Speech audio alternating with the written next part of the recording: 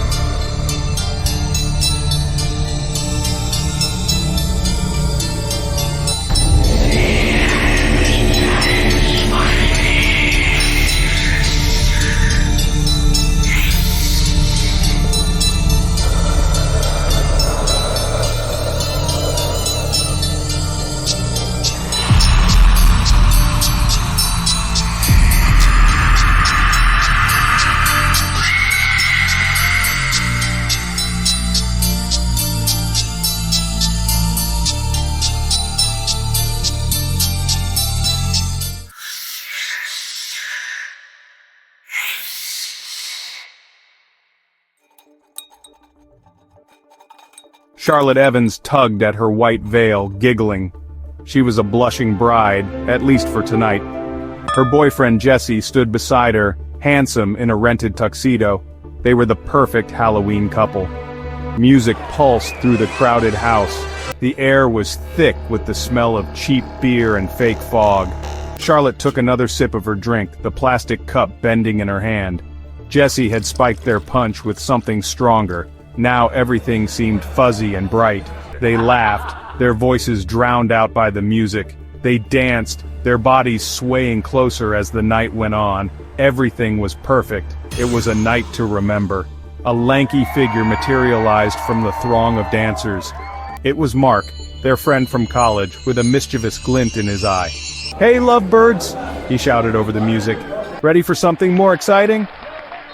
Charlotte and Jesse exchanged a look. More exciting? What could be more exciting than this? Mark leaned in close, his breath hot on Charlotte's ear. "Let's play Wake the Dead at Oak Hill Cemetery," he whispered. The music seemed to fade away as a chill ran down Charlotte's spine. "Wake the Dead?" Jesse's voice was hesitant. "Isn't that just an urban legend?" Mark chuckled, a low, rumbling sound. Maybe not.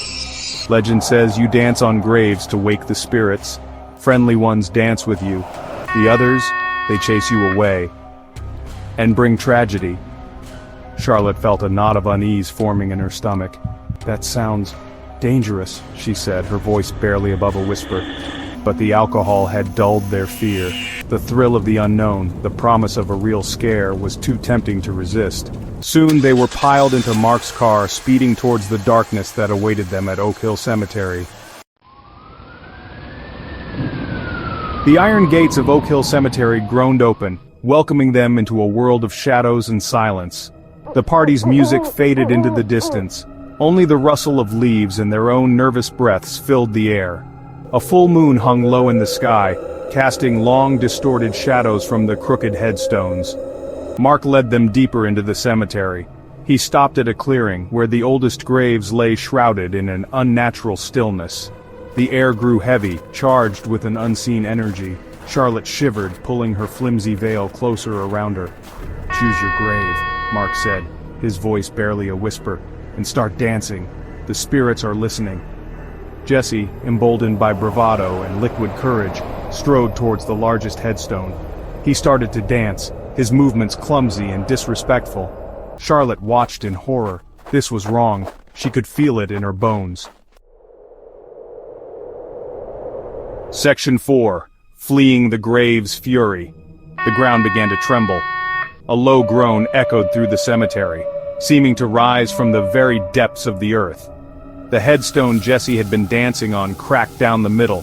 A cold wind whipped around them, carrying with it the scent of decay and a bone-chilling whisper that sent shivers down their spines. Fear gripped Charlotte's heart. "Jesse, stop!" she screamed. "Let's get out of here!" But it was too late. A dark figure rose from the shattered headstone. It was tall and skeletal, its eyes glowing with a malevolent light. It lunged for Jesse, its skeletal hand outstretched. Jesse screamed, a raw, primal sound that echoed through the silent graveyard. He stumbled back, tripping over a moss-covered headstone. The figure let out an ear-splitting shriek, the sound of pure rage and hatred. They had angered something truly evil. They had to run. Section 5. Forever Haunted. Panicked, they scrambled to their feet and ran. They didn't dare look back. The figure's shrieks followed them, urging them onward. They burst through the cemetery gates, the taste of fear heavy in their mouths. The road lay ahead, bathed in the harsh glare of approaching headlights. They didn't see the semi-truck until it was too late.